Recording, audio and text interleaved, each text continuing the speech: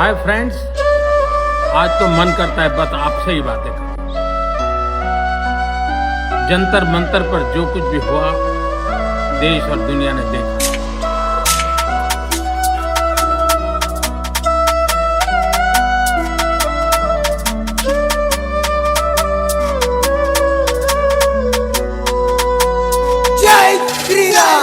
ಅಂಧಕಾರದಲ್ಲಿ ಮುಳುಗಿರೋ ಜನಕ್ಕೆ ಅರ್ಥ ಮಾಡಿಸೋದ್ ಯಾವ ತರ ಧರ್ಮ ರಾಷ್ಟ್ರನ ಸಂವಿಧಾನದಿಂದ ಬೇರೆ ಮಾಡೋದು ಇವ್ರ ಕೆಟ್ಟ ಸ್ವರ. ಕಾರಣ ಬೇರೆನೆ, ಉದ್ದೇಶ ಬೇರೆ, ಇವ್ರು ಮಾಡೋದು ಈಗ ಅರ್ಥ ಆಯ್ತು ಎಂತ ಜನ. ನೋಡಿ ದೇಶ ದ್ರೋಹಿಗಳು ಒಟ್ಟಿಗೆ ಸೇರೋರೆ ಗಲೀಜ್ ಮಾಡೋದಕ್ಕೆ ಜಿರ್ಲೆ ತರ. ಎಷ್ಟೋ ವರ್ಷದ ಹಿಂದ್ ಮಾಡಿರೋ ಪ್ರಯತ್ನ ಮಾಡಕ್ ಬಂದರು ಇವ್ರು ಬೇರೆ ತರ. ಕಿತ್ತು ಬಿಸಾಕ್ಬೇಕು ಕೆಟ್ಟ ಯೋಚನೆ ಇವ್ರದಾಗಕ್ ಮುಂಚೆನೆ ದೊಡ್ಡ ಮರ.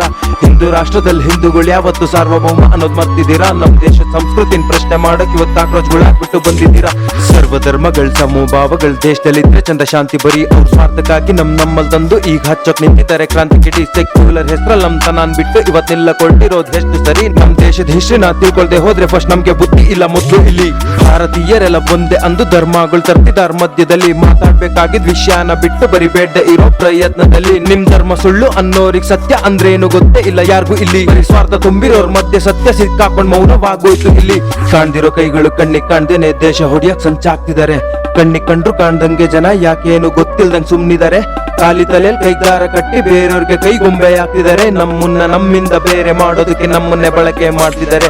ಪೂಜ್ಯ ಭಗತ್ ಸಿಂಗ್ ಹುಟ್ಟಿರೋ ದೇಶದಲ್ಲಿ ಬೇರೆಯವ್ರಿಗೆ ಮೋಟಿವೇಟ್ ಆಗ್ತಿದ್ದಾರೆ. ನಮ್ ದೇಶದ ಪ್ರಜೆ ಮೋಟಿವೇಟ್ ಆಗೋ ಹೊರಗಡೆ ದೇಶದವ್ರು ಬೇಕಾಗ್ತಿದ್ದಾರೆ. ಇಲ್ಲಿ ಯಾರೋ ಬಂದು ನಮ್ಮಲ್ಲಿ ತಂದು ಅಲ್ಲೆಲ್ಲೋ ಕೂತು ಮಜಾ ನೋಡ್ತಿದ್ದಾರೆ. ನಮ್ ಮನೇಲಿ ಮಾತು ಕೇಳ್ದೇನೆ ಬೇರೆಯವ್ರ ಮಾತು ಕೇಳ್ಕೊಂಡು ಸ್ವಂತ ಮನೆ ಮಾಡ್ತಿದ್ದಾರೆ. ಎಜುಕೇಶನ್ ಪಡೆದೆ ಎಜುಕೇಟೆಡ್ ಆಗೋದೆಲ್ಲ ಸ್ವಾರ್ಥ ಪ್ರದರ್ಶನ ಮಾಡೋದಕ್ಕೆ. ವಾಸ್ತವನ ಅರ್ಥ ಸರಿ ತಪ್ಪು ತಿಳಿದು ಮಾನವೀಯತೆಯನ್ನ ಬೆಳೆಸ್ಕೊಳ್ಳಕ್ಕೆ. ಎಜುಕೇಶನ್ ಸಿಸ್ಟಮ್ ರಾಂಗ್ ಇದೆ ಏನ್ ಒಂದು ದೇಶ ಸರಿಯಾಗಿ ಅರ್ಥ ಮಾಡ್ಕೊಳ್ಳದೆ. ನಮ್ ದೇಶದ ಕಲ್ಚರ್ ನ ಮರ್ತು ಇವ್ರು ಹೊರಟಿರೋದು ಏನ್ ಸಾಧನೆ ಮಾಡೋದಕ್ಕೆ. ನೀನು ಪ್ರಶ್ನೆ ಮಾಡಬಹುದು ಅಂತಾನೆ ಸಂವಿಧಾನ ಕೂಡ ಹೇಳ್ತಾ ಇದೆ. ನೀನ್ ಮಾಡೋ ಪ್ರಶ್ನೆಗೆ ನಮ್ ನಾಯಕರನ್ನ ಬಿಟ್ಟು ಬೇರೆಯವರ ಮಾತ್ಮೇಲೆ ನಿಂಗ್ ನಂಬಿಕೆ ಇದೆ. ಅವ್ರ ಬೇಳೆ ಬೇಯಿಸ್ಕೊಳ್ಳೋಕ್ ರಾಮನು ಅಲ್ಲನು ದೇವ್ರ ಹೆಸರು ಯಾಕೆ ಮಧ್ಯ ಬರ್ತಾ ಇದೆ?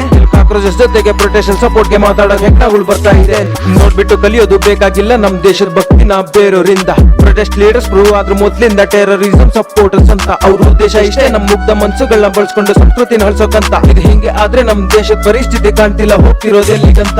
ಒಳ್ಳೆ ವಿಚಾರಕ್ ಧ್ವನಿ ಎತ್ತೋದು ಅಂತಿಲ್ಲ ನಾನೇನು ಅದ್ನ ತಪ್ಪು. ತಿಳ್ಕೊಬೇಕು ನಾವು ಧ್ವನಿ ಎತ್ತೋ ವಿಚಾರದಲ್ಲಿ ಮಾಡ್ತಿರೋ ದೊಡ್ಡ ತಪ್ಪು. ಕಲ್ತೋರ್ತಿದ್ದೀರಾ ನಮ್ ದೇಶ ಕಾಯೋ ಸೈನಿಕರ ಜೊತೆ ಬಂದ್ ನಿಲ್ಲೋದ್ ಬಿಟ್ಟು. ನಮ್ ದೇಶಕ್ಕಾಗಿ ನೀವು ಕೊಟ್ಟಿರೋದೇನಿಲ್ಲ ದಂಗೆಗ್ ನಿಂತಿದ್ದಾರೆ ಮೂರು ಬಿಟ್ಟು. ಮ್ಯಾಟ್ರ್ ಏನಪ್ಪಾ ಅಂದ್ರೆ ಸರ್ಕಾರ ನಡ್ಸೋಕೆ ಹಿಂದೂ ದೇವಸ್ಥಾನಗಳು ಹುಂಡಿಬೇಕು. ಆದ್ರೆ ಅದೇ ಸರ್ಕಾರನ ನಡ್ಸೋಕೆ ಒಬ್ಬ ಹಿಂದೂ ಬೇಡ. ನಾವೆಲ್ಲರೂ ಭಾರತೀಯರು. ಹಂಗಿದ್ಮೇಲೆ ಬೇರೆ ಎಲ್ಲ ಧರ್ಮಗಳಲ್ಲಿ ಎಷ್ಟು ದೇವಸ್ಥಾನಗಳು ಸರ್ಕಾರದ ಆಡಳಿತದಲ್ಲಿದ್ದಾವೆ ಅಂತ ಒಂಚೂರು ನೀವೇ ಹೇಳಿ. ಇದೊಂದು ಸತ್ಯನೇ ಸಾಕು ಯಾಕೆ ಭಾರತ ದೇಶದಲ್ಲಿ ಹಿಂದೂಗಳು ಸಾರ್ವಭೌಮ ಅನ್ನೋದಕ್ಕೆ.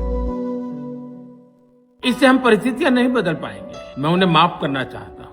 समाज भी मेरी इस बात को स्वीकार करे, क्योंकि मेरे मन में एक ही भाव है।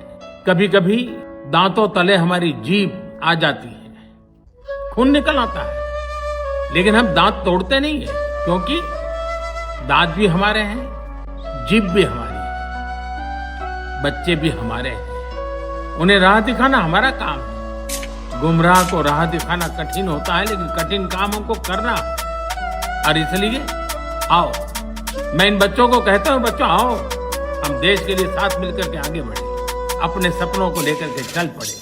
और आपका भी आगे बढ़ना निश्चित हो, यही मेरा सपना है। मैं आपके लिए जीता हूं।